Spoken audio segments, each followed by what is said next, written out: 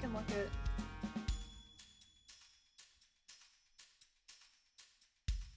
What is rollback slide? I don't know what that means.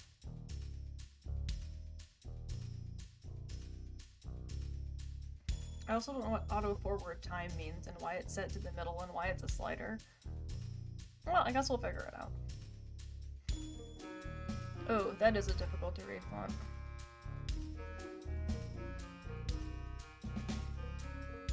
Oh, wait, no, don't. That's a link. I already played that. I played that yesterday. Oh! Okay, I guess we're starting. I'm a first-year student studying regional history and cultural studies here at Bluebell University. Events in the past week have led me to falling behind in my coursework. This is my extenuating circumstances statement of case. I hope it is sufficient to explain why I need more time to finish my coursework. Thanks in advance for reading. Thanks.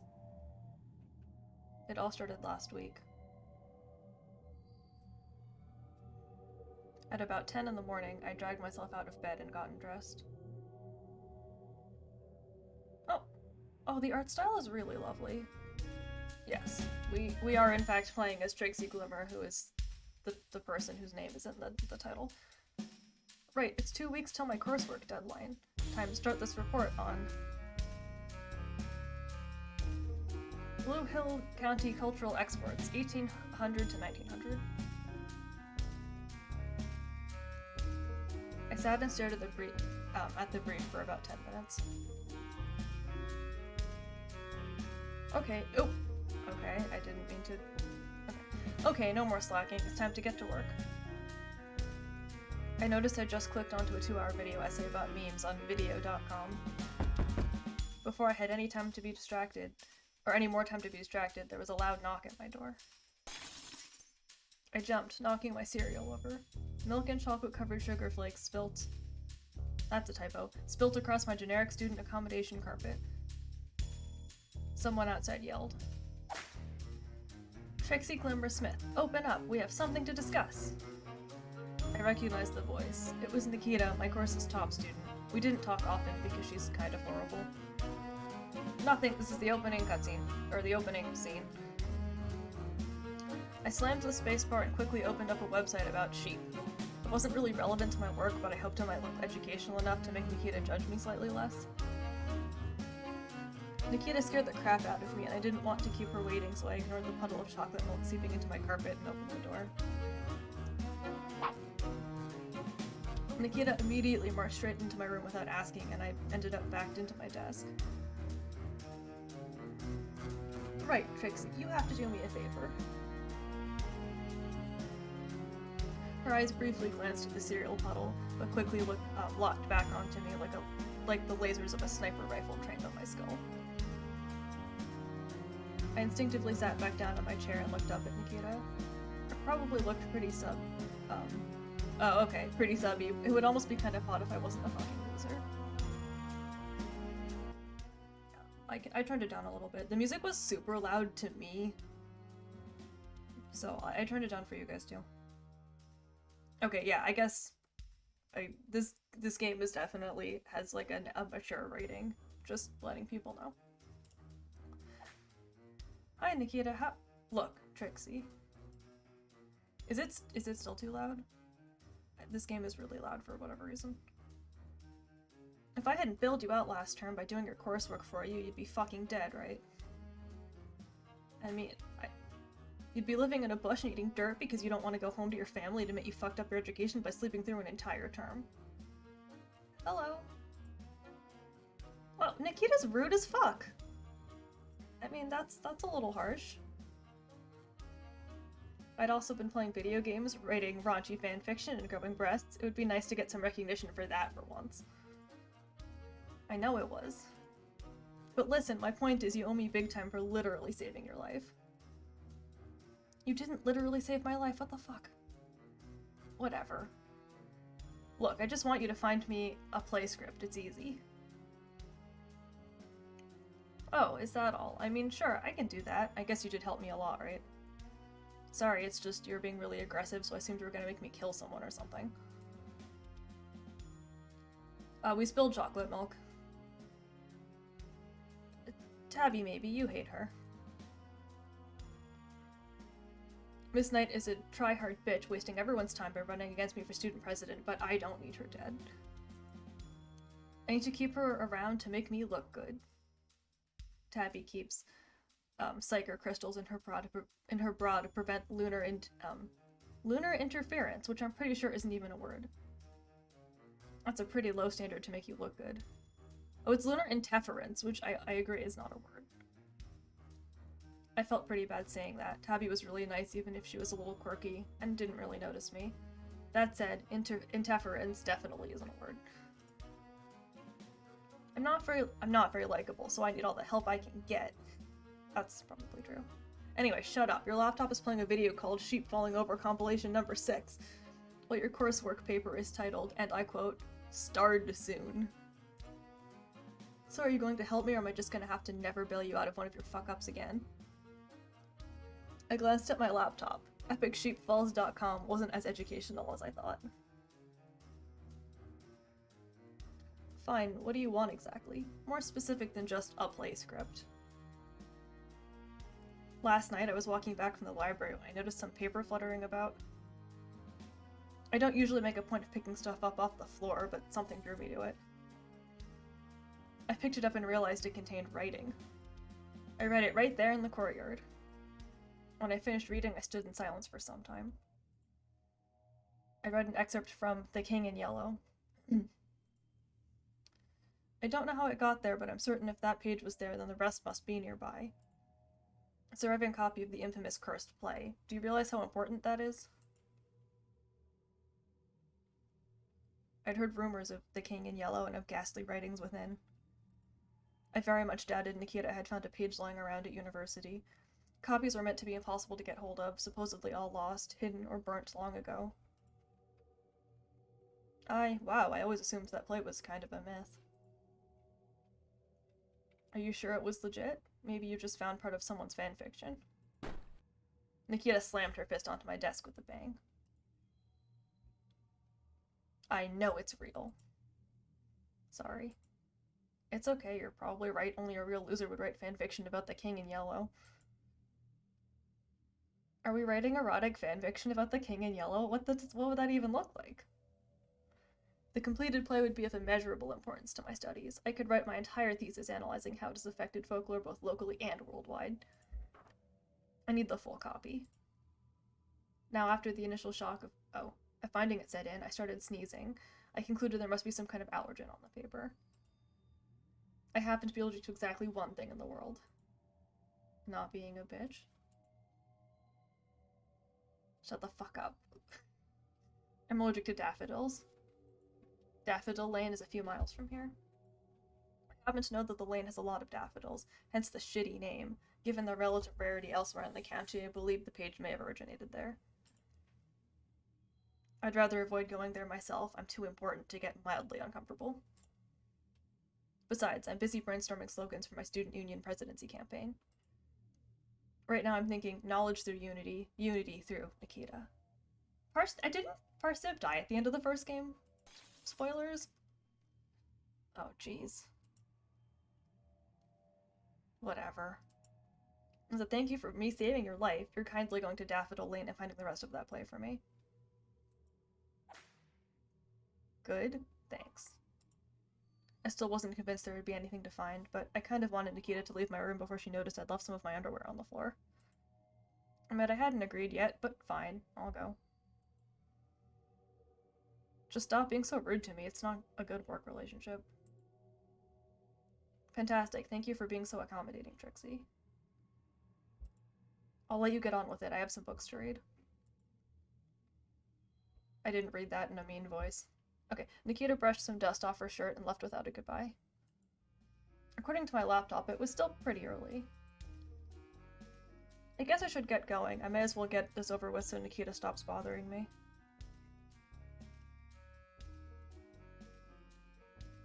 I found some snacks. I knew I would need them on my quest, errand, whatever the crap this was. A 20-pack of cheese ropes. I fucking love artificial flavorings. I found my phone under an old shirt. Not that it came in much use, it can basically only take calls and receive messages after years of wear and tear. My phone's light flickers unless you constantly shake it like a maraca, so I brought along a torch as well. A torch seemed like one of those things that was good to have when you're looking for things. In retrospect, I should have made sure it had batteries in it before I left. I crammed everything into my bat bag. A lot of people accuse me of having a bat fetish because of all my bat products, but it's not true.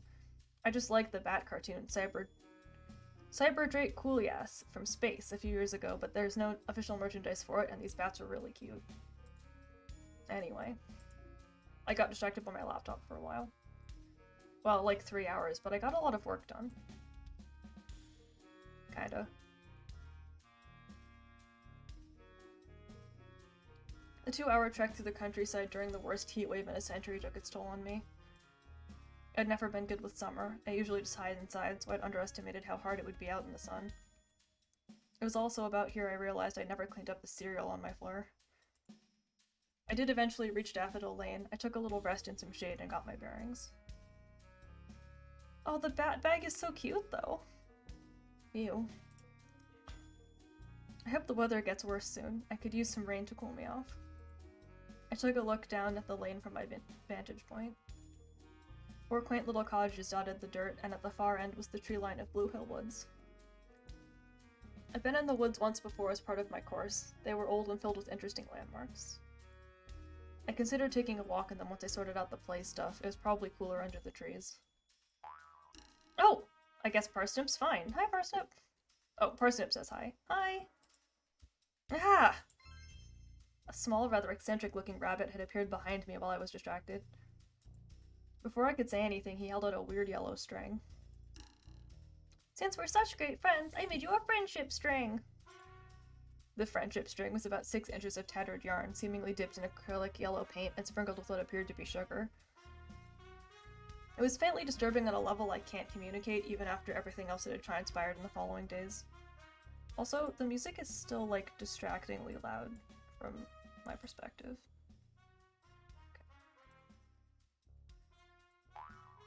I added sugar so you can taste it if you get hungry! I hope you like it, best friend! He seemed proud of himself. I'll keep it. Wait, it's probably deadly. I'm gonna keep it. Confused, I took the string out of the rabbit's paw and held it up for a closer look. It looked just as bad up close. I shivered. Something about the string and its strange creator felt deeply wrong. I shook my head slightly.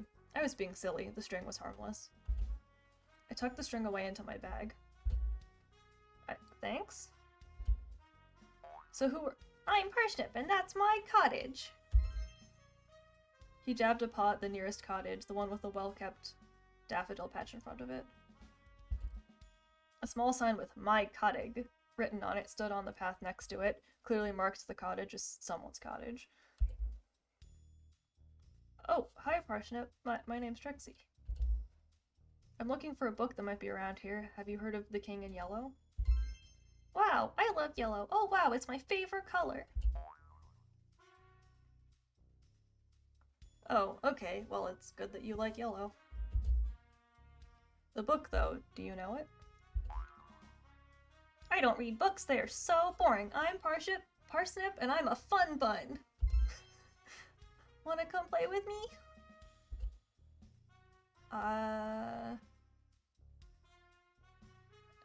I'm busy, though. I tried to distract him. This was getting weird. I wanted out.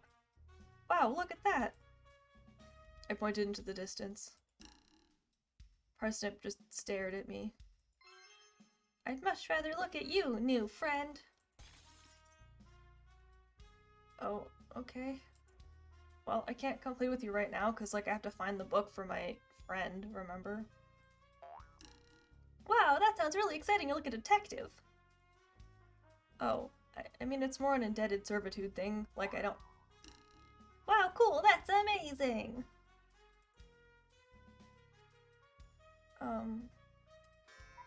Before I could begin to formulate a response to Parsnip, the sound of a cuckoo clock blared from inside his cottage.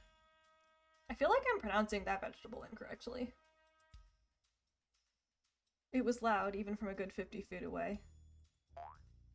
Uh-oh, it's time for trumpet practice. I'll talk to you later, new friend. He merrily skipped off to his cottage. Okay, bye. I crossed Parsnip off my list of potential owners of a forbidden play.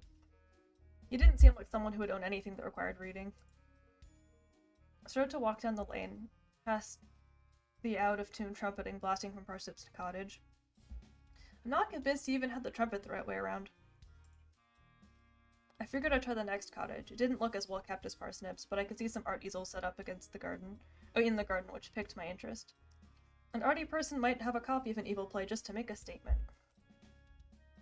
Hey, cool, an artist, I can relate to them. I drew a picture once. I approached the cottage and caught sight of a rabbit lounging in a deck chair smoking and drinking wine. Classy. She was tall, stylish, and pretty. I was pretty hip to meet what I assumed must be a famous artist. Either she didn't see me or chose to ignore me. I noticed her cigarette wasn't even lit. Hey, hi. I waved nervously. I wasn't used to talking to professional artists who were probably rich. Why do you assume that an artist would be rich? Oh, good night. Thanks for coming. Have a good night. She tilted her sunglasses down slightly to look at me before pushing them back up. Hello. I trailed off. My head felt light from the heat. I swayed side to side, starting to regret not bringing a drink. Sorry, I don't have any water with me, so I'm a little out of it. Anyway, I just walked down from university and I'm like... Wait. You walked all the way here from the university? Without any water? In this heat? I remembered letting out a quiet yes and collapsing, but not much else until I woke up a few minutes later. Oh yeah, it is. There's a beautiful painting of Parsnip stealing La Rose's candles while she's taking a bath. The rabbit's face was looking down at me from her deck chair.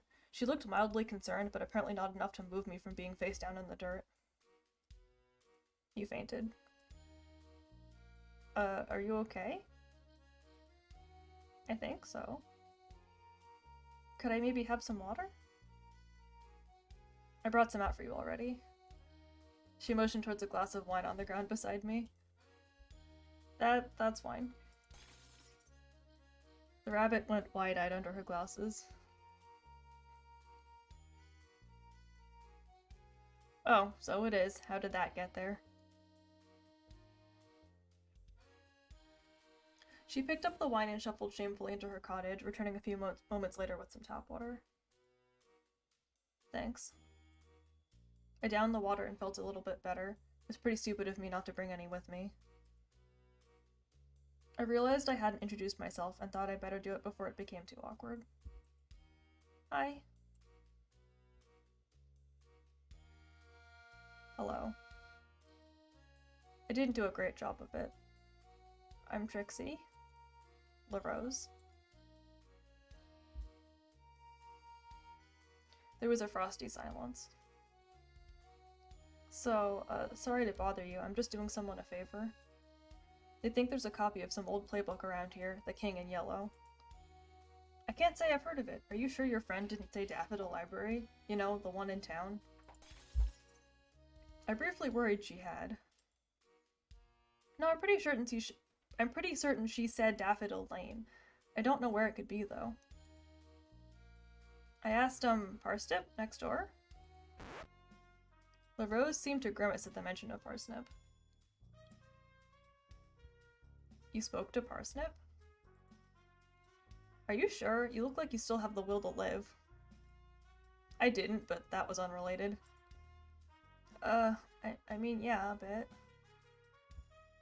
Is he that bad? I mean, he's a little excitable for sure, but... La Rose's blood pressure looked like it was rising rapidly. Let's go back on topic. I decided it was best to change the subject. Anyway, sorry, the book. You haven't seen it? ending to the last game was a joke ending, given that every character who died in a different, equally silly way from the cake? Anyway, sorry, the book, you haven't seen it? She shook her head. I don't get out much, though. Like, with just the first game, I would assume that it was serious, but since there's a sequel, I'm pretty sure that it was a joke. I don't get out much, though. 2 endings to this game, or 2 endings to the first game?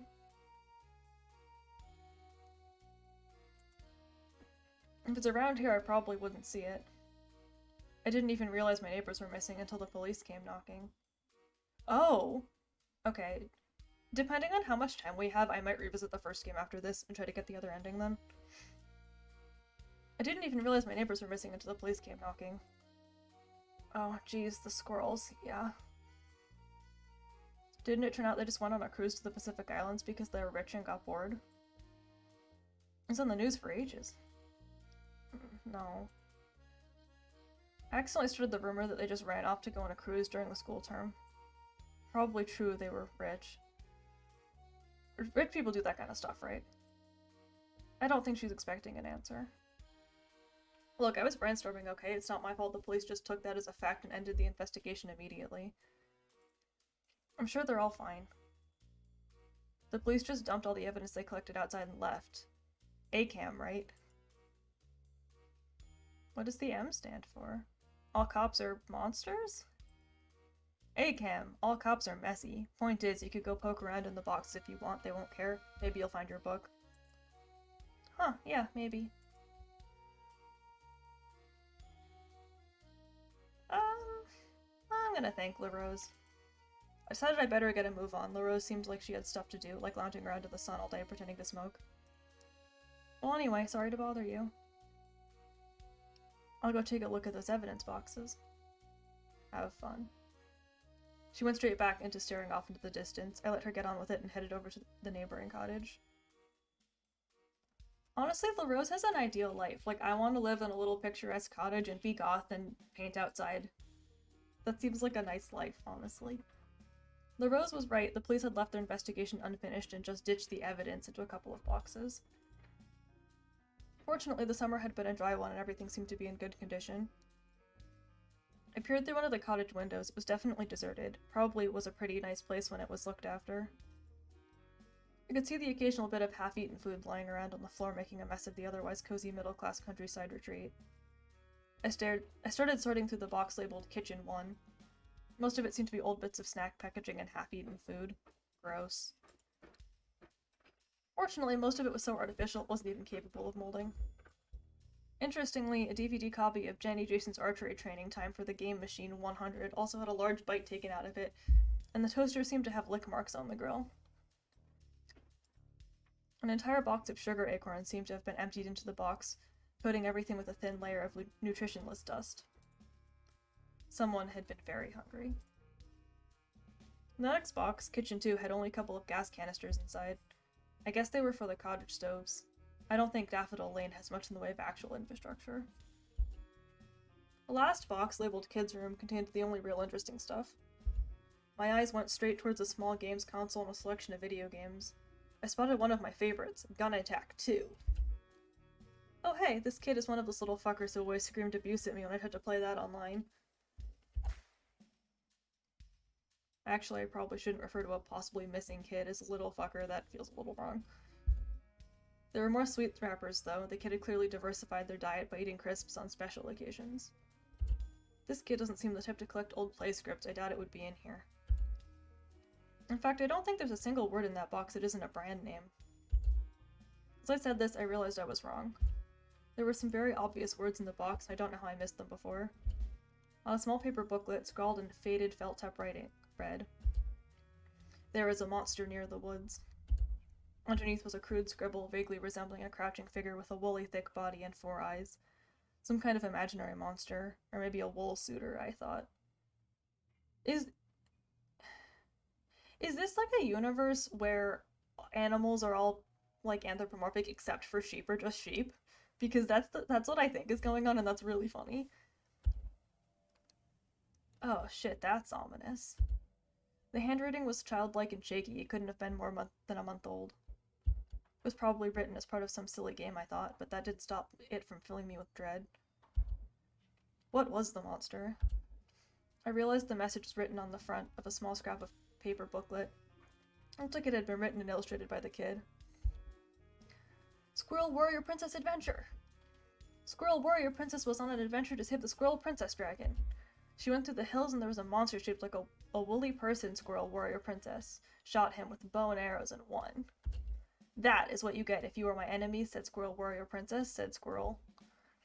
She drove her car, big car, fast and reached Castle Grimskull. That's just tea, man. Okay. I am here to save your Squirrel Princess Dragon, said Squirrel Warrior Princess. She went through the castle and used her gun to shoot the bad enemies, and she went up the castle. No one can defeat me, and I am the strongest warrior, I said. A skeleton popped out, but Squirrel Warrior Princess punched it and it fell down and cried, and I laughed at it. That was really brave, thank you for saving me, said Squirrel Princess Dragon. She flapper her dragon wings. She has dragon wings and can breathe fire, but she's a squirrel. They played video games together and won single player on a Medal of Honor, the end. Inspiring. Said it was best to leave before I left much more incriminating DNA on everything. I felt pretty sure I wasn't going to find the play in amongst that junk, and I wasn't breaking into what was technically still a crime scene on Nikita's behalf, so I headed down the lane to the last cottage. Oh god, there's so many words in this. In this visual novel, said QC, the idiot. Okay. I strolled past the sheep field. The silly creatures were absent-mindedly chewing on grass, as sheep are apt to do. It looked like a refreshingly simple life. The field was overshadowed by a large tree. There seemed to be a few shiny pieces of jewelry trapped up in its branches. Maybe it was one of LaRose's art pieces. I think I'm right. I think that the sheep are the only non-sentient animals. A ragged nest was perched high up near the top. It looked deserted. Oh, maybe, the magnificent magpie really is dead. The cottage at the end of Daffodil Lane was a bleak building. The windows and door were all boarded up. Its interior was dark, and the entire building had an uneasy aura about it. Compared to its scenic surroundings, this place was a septic sore. I remembered the child's creepy message. If there's anywhere near the woods a monster would live, it was here. I was almost relieved to realize I had no way of getting the boarded-up door open. Oh no, there's no way I can get into this cottage. I'm so weak and brittle. I felt a little cowardly, so I went out of my way to half-heartedly tug at one of the planks. Fortunately, I'd never been strong enough, and estrogen has further reduced my ability to pull planks off of things. Oh, that was conclusive. I can't possibly get these off with my weak little arms. I almost used this as an excuse to get out of doing Nikita's busy work, but without her help, I'd know I'd fail my coursework. I wasn't going to go home a failure. I will forever regret not taking the excuse. I should get a crowbar or something. I think that's how people get planks off of things in, like, games and stuff. I'll head to town. I'm sure I can find some boring old person shop that sells tools there. I dusted off my hands and started my hike back to town, somewhat regretting never learning to ride a bike.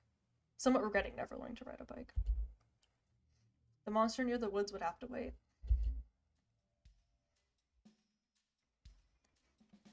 I'm gonna drink some water.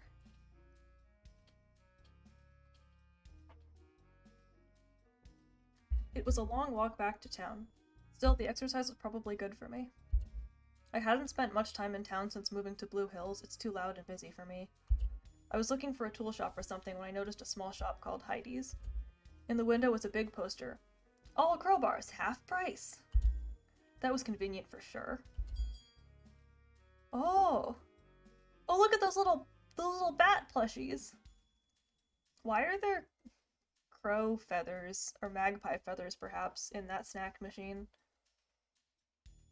Oh, I love these little buddies. Okay. The shop seemed empty. Hello? Is anyone here? Nothing. There was a door behind the counter, slightly ajar. I guessed it led to an office or something. Maybe the owner is in there? I want to look around the shop. I guess I'll just wait a while. I looked around the shop. It seemed to sell everything. Magazines, tools, sweets. The pricing and everything seemed to be almost random. I had no idea how Heidi was running the shop this way. I took a look at the vending machine in the corner. It didn't have a window, so I had no idea what was in stock. I gave it a tap. Squark? Oh, okay. I think Magpie's in the snack machine. Ah! Before I could think too hard about what had happened, I noticed a cute Cyber Draculias from Space plushie, the only bit of official merchandise ever produced for the show. It had been taken off the market because they contained lead, but it looked like Heidi hadn't gotten the memo. Oh! Hey, don't break that. Hey, don't break that.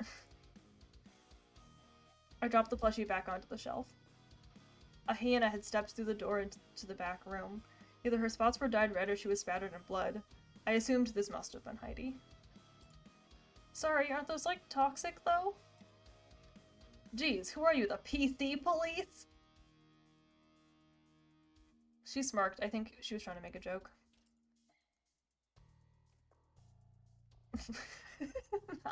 Well, sorry, Val. Oh, I like Heidi. Never mind immediately afterwards. Cracking me up. Okay. Also, I think your vending machine yelled at me. Yeah, it does that. Anyway. Welcome to Heidi's. How may I help you today? That only looked and sounded extremely forced. I saw the poster for crowbars. Could I get one? Ha ha ha ha. It was an exceptionally fake laugh and I was a little worried I was being mocked. Sorry, kid, I sold out a few hours ago. Unlucky. I'd overstocked, typed an extra 3 zeros into the supplier site. Ended up with 2,000 of the things. I had to start selling them off dirt cheap, but then the supplier just bought them all back. Guess they want to resell them. Still, I made a good profit on it. Haha, those suckers.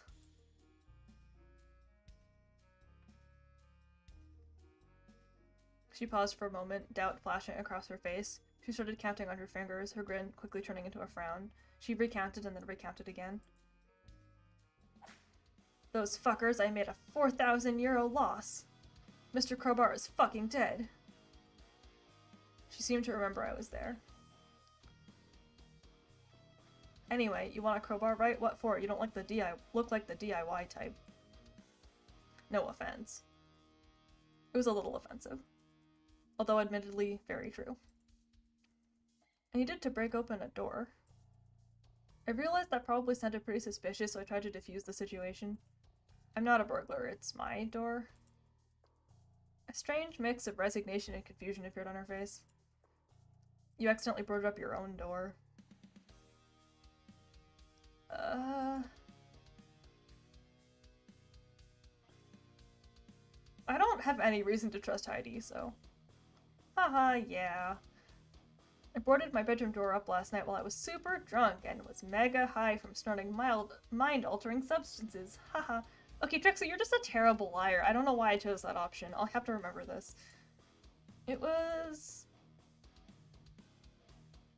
lit? I have a lot of friends and we get drunk and do carpentry. That is... I think I overdid it. Oh no, Trixie, honey. Right. In fact, I think she had stopped caring. Heidi dashed through the door behind the counter and quickly reappeared with a crowbar. This is one of my personal crowbars and I need my others. And I need my others, so if you someone break it, don't come begging for a replacement. I don't offer warranties. That's 15 euros. That's expensive. For a crowbar. I rooted through my pockets and realized I'd forgotten my wallet. All I had in it was about 3 euros in coins and a Demon trading card, which was a little odd since I don't even collect those. I kind of forgot my money. It's pounds. Oh, I'm stupid. I'm sorry. No, I hope I didn't offend anyone. You forgot you needed money to pay for things at shops? Yeah, I guess. Oh yeah, it is pounds. I don't know why I was reading that incorrectly. Sorry to Europe.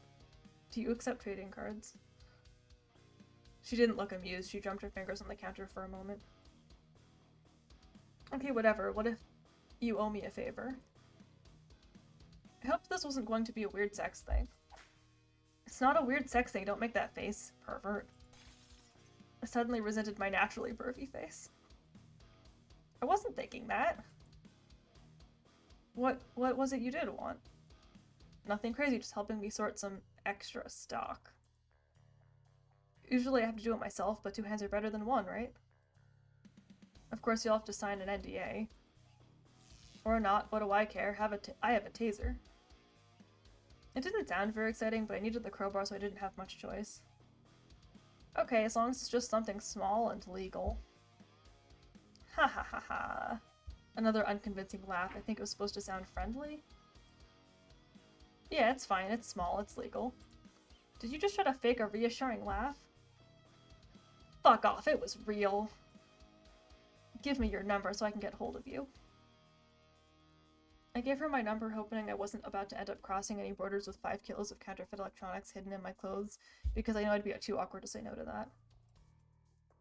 Great, I'll give you a call when I need you. I prefer it to texting. Easier to shout.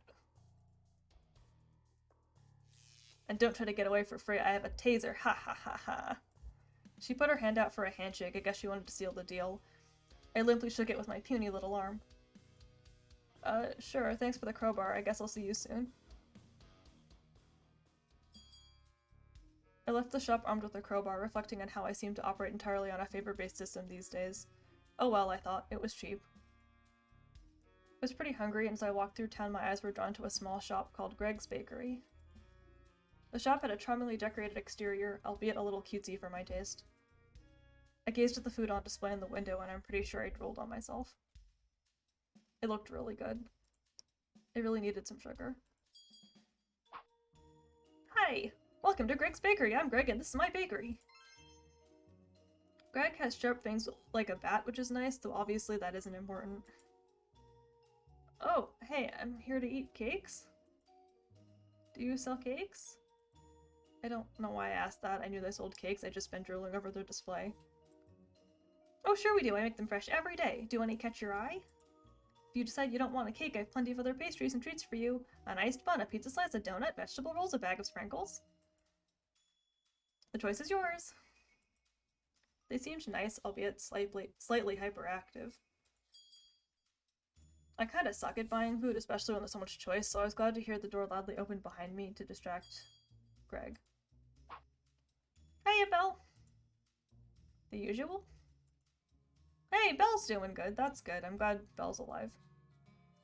Oh no, Malice. You betcha, hun. How's work going?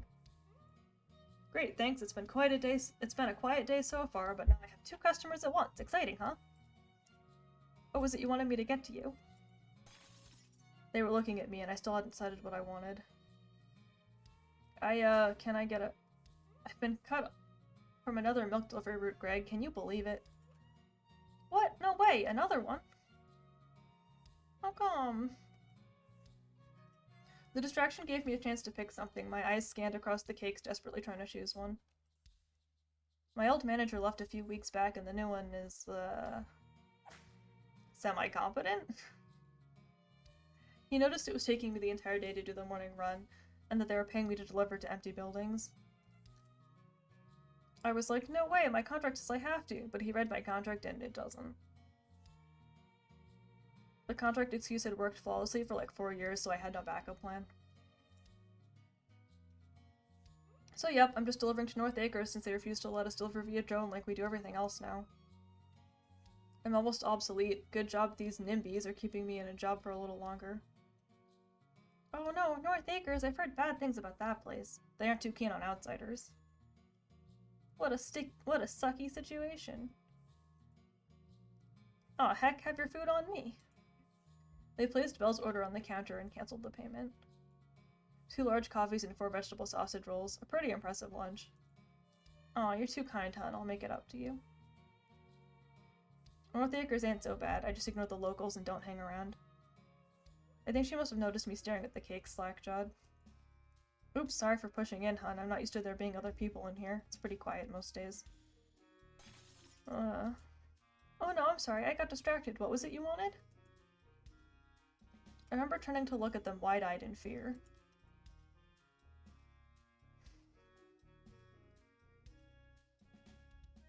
I want those little bun-shaped things in the window. I wanted a donut, but somehow I got hurt in my own confusion and messed up. Cake? I jabbed a finger meekly at a random cupcake. One triple chocolate muffin coming right up. This wasn't going to plan. They picked up the muffin with some tongs and slid it into a paper bag. Any other cakes, drinks, or savories? A cheese bake, maybe?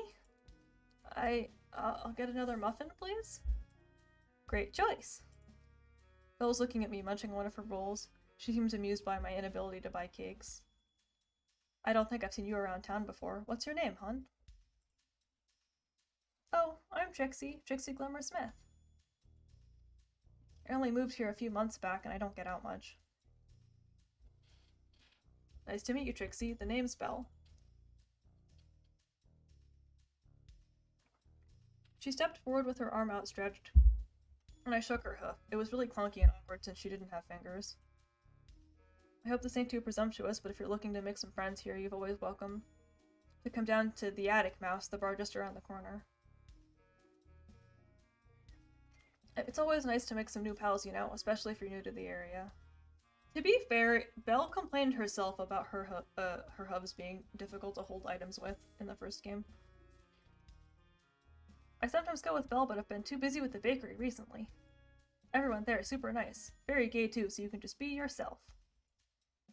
I guess we're lucky to live in the queerest town in the country. I mean, not officially, sure, but heck, you try finding someone here who isn't queer. They had a point. Everyone I'd met here was pretty fucking gay. Oh, thanks for the invite. I'm not too good with social stuff, though. That's fair. You're always welcome to come along, though, hun. Just thought it'd be nice to let you know there's somewhere where you can go if you need it, you know? I realized it was getting late and I still had to walk back to the cottage. Crap, I gotta go. Sorry. I dropped some coins on the counter and ran out onto the bakery. I hope I paid enough. You definitely didn't. I heard the pair say bye behind me. They both seemed kind of nice, albeit a little scary. But what is scary about Belle or Greg?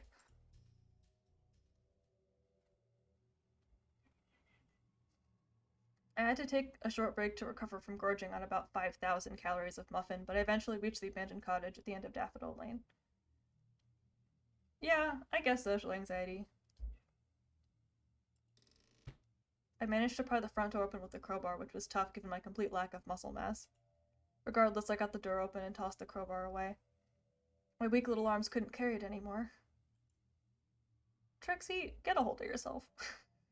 Without waiting around, I stepped through the dingy portal. I was immediately hit by a wall of stale air and decay. Ugh. This place is disgusting. I flicked on my torch and finally realized it had no batteries. Frustrated, I chucked it on the floor. Litterbug. I have to rely on my eyesight, which had rapidly been deteriorating since I started staying up late till 5 AM using my laptop screen as my only light source. Yeah, mood. Not that it was great to begin with, given my condition. The building was dim, and a few shafts of light piercing the boarded windows. What looked like a basement door was slightly ajar. A cold and unpleasant stench seemed to crawl from it. I wanted to spend as little time in this place as possible. I decided to take a look at the ground floor before heading downstairs. Her condition is baby. No, I don't know what her condition is. I stepped into what seemed to be the kitchen. Water dripped from the wooden ceiling into the sink, which was close to overflowing. The water was dark and still. A few tufts of wool floated on the surface, stained a dirty brown. Just to clarify, that was a joke. I don't know what's wrong with her.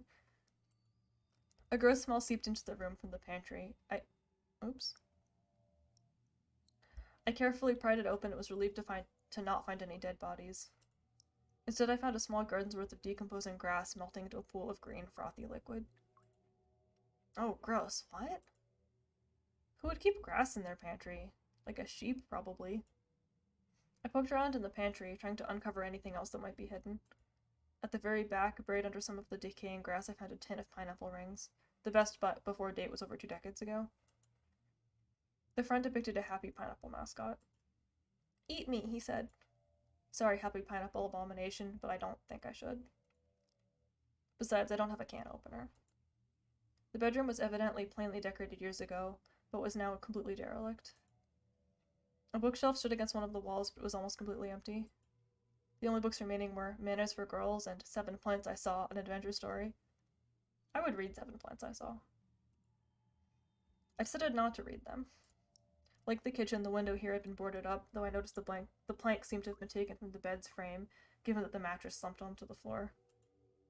A pile of tools on the floor looked like likely culprits for the renovations to the place's windows. I noted one of the tools was a sturdy crowbar. Ugh, I went to all that trouble getting a crowbar when I could have just broken in here and got one for free. The tools looked old, but judging by their relative cleanliness, appeared to have been used recently. Next to the bed was a small dresser, and on top of that a picture frame. I wiped the dust away from the photograph to reveal a woman, probably in her 40s. The photograph itself had that old-fashioned faded look to it, and her hair looked very 80s.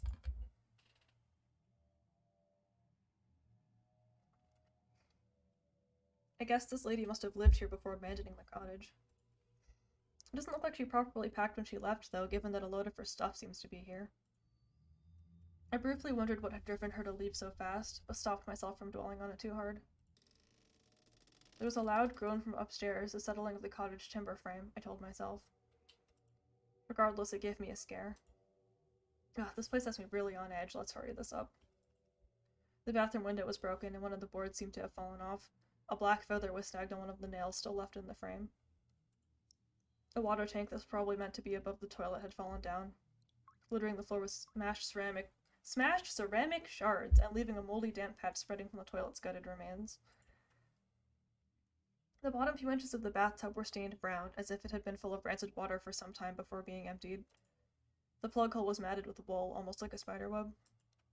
Ugh, this is nasty. What's wrong with this place? No wonder it smells like... I was cut off as the house groaned, as if settling. Only then did I realize how weak the floor seemed to be in this room, and stepped back. I had no intention of falling through into whatever waited for me in the basement. I returned to the living room where I'd first entered the house. I hadn't really looked around it when I first got here. It was totally trashed. The furniture was a mess, and the floor was covered in junk, and some water appeared to drip down from the attic onto the sofa, which was coated in white mold. I don't even feel like I should be breathing this junk in, but okay. What looked like blood stained the floor and seeped into the musty sofa. It couldn't be more than a month or two old. Ugh, this isn't good. Hopefully someone just had a minor accident, which made them lose about 4 liters of blood. Trixie, you gotta get out of there. It's old, though. I'm sure any murderer who lived here would have left ages ago. The smell probably drove them off. I stepped a little further into the room and almost tripped over something. A video game cartridge? It didn't look as dusty or decrepit as the rest of the house, and definitely wasn't old enough to be from the previous owners. Some brown hairs and white wool blocked the pins, and the image printed on the front was scratched but still readable. Gun Shoot 4. I don't know what she's majoring in. The paper we're writing at the beginning was like a generic history paper. Nice, I really enjoyed Gun Shoot 3. I'll keep it. I'm collecting gross shit. Trixie doesn't seem like she has the best impulse control, so... I figured it wasn't much use lying around in this cottage, so I decided to take it with me. Maybe I could wind down with it when I got back to my room.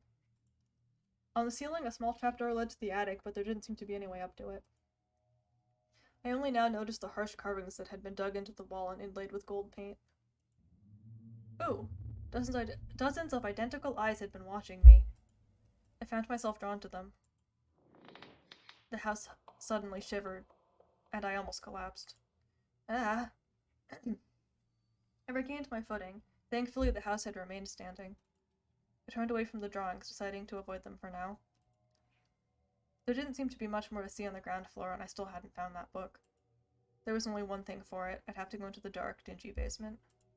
I forced the door open on its rusted hinges and made my way down the stone stairs. The decaying air grew worse with each step. God, this better not take long. The air in this place is probably cutting years off my life. Stairs emerged into a large basement, almost as big as the entire ground floor. My eyes were immediately drawn to the horrific scene at the center of the room. Ah. What is this? Are those... 2 skulls were positioned around the chipped remains of some kind of symbol etched into the floor. The skull's hollow eyes stared right at me. I stepped away from the grisly scene in shock, thankfully not tripping in the process. But then I blinked and realized the skulls were facing away from me. My eyes must have been playing tricks. Oh, this is messed up. I better look around quickly, I really don't want to stay here much longer. After a close examination, it was clear that the skulls belonged to a pair of squirrels. Oh gosh. So much for LaRosa's Pacific Cruise theory. These both seem adult-sized, though, which means the girl is missing. Hopefully I don't find her here.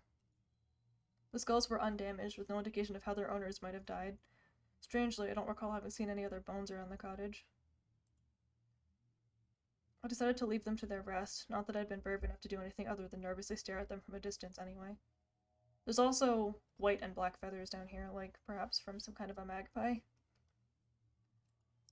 With the most obvious thing in the room thoroughly examined, I took a look at the rest of the basement. This whole room looked like something from one of those trashy horror stories I'd read. It was uncanny. Part of me hoped this was just the setting of a really well-decorated LARP, but I felt pretty sure that was wishful thinking. The basement was littered with black and white feathers. It looked like a bird had been in fight, but with who? Probably the most out-of-place thing in this murder basement was the small collection of dry cake crumbs scattered around the floor. Despite there only being a slither of cake left, I felt my stomach tighten. A deep and primal part of me knew it was a bad cake. I felt sick even looking at it. I knew it wasn't the air. It was a wrong cake. Why is the happy music coming back? I took a closer look at the symbol. It was etched into the stone with some kind of tool and gilded with gold paint. It depicted one of the eyes I had seen painted upstairs. It was no less unnerving here, especially given the rest of the room. I blanked, and my mind returned full of fuzz. I knew something about the room was different. I just stared at the floor for what felt like hours, desperate not to see what might have changed. But eventually I knew I had to be brave and looked up. The walls of the basement were blanketed in hundreds of yellow eyes. I could feel every single one of them burn into me, staring deep into my soul. My mind ached. I closed my eyes and counted to 10. With each increment, my mind fuzz grew louder and more erratic.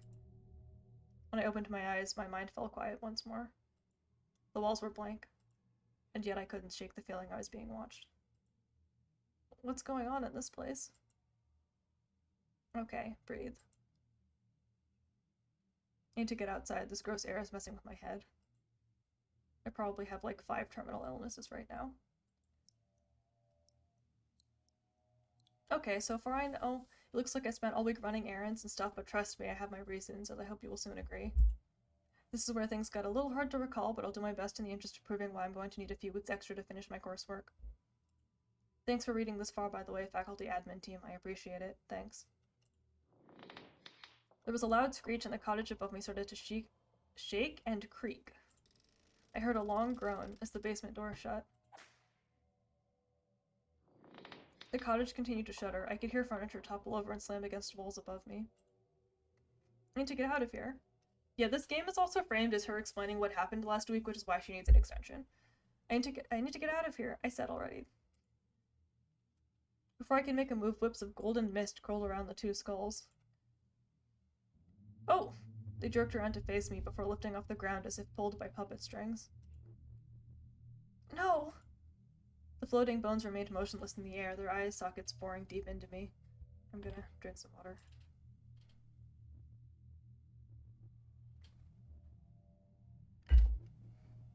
Stolen. Release. Beyond. Betrayal. Cloud waves. Carcosa. The skulls called into my mind, a rasping voice that felt as if it is coming from within my own thoughts. Upstairs, the cottage continued to shake, the sound drowning out even my breathing, but the voice remained clear. The rabbit, betrayal, how, blue starlight, Carcosa. I don't know how that word is pronounced. Carcosa, the dread city trapped forever under the red skies of the Hyades? The stolen crown jewel of a long-forgotten empire. The setting of the King in Yellow, that much I knew. If the play was anywhere, it would be here, but that was hardly at the forefront of my mind at this point. The spire, broken body, Carcosa. What are you? I am the abomination, the malformed stock, the accursed meat, filthy, unclean.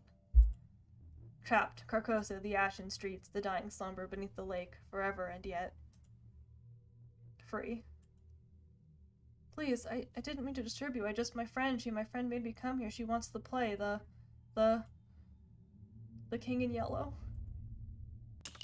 Oh! With the mention of the King in Yellow, the skulls imploded with a loud crack, the eye sockets split, and the craniums almost appeared to collapse into themselves.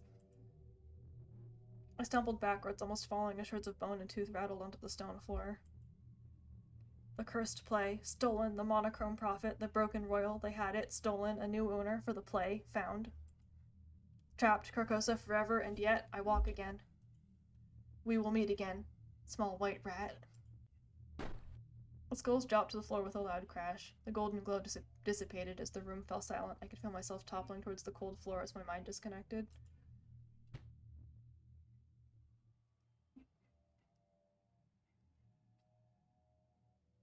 My eyes slowly opened. A feeling of grogginess and nausea had taken over my body. I felt my mind spin. I could make out grass fluttering gently in the breeze. I looked up. A sheep gazed down at me as she chewed on some grass. I stirred as she wandered off and left me be. It took some time to properly come to, but soon I realized I was crumpled in the sheep field out in Daffodil Lane. The moon cast white rays across me, and I wondered how long I had been there. Ugh. What happened?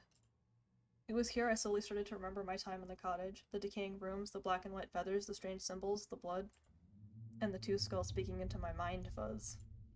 How much of that actually happened? My eyes slowly started to focus on the grass beside me. There was a box of some kind. What was it? I squinted at it. Whatever it was wrapped in a shiny yellow skin. I reached a weak hand over to it and ran across the top of the box. My suspicion was confirmed. It was a snakeskin.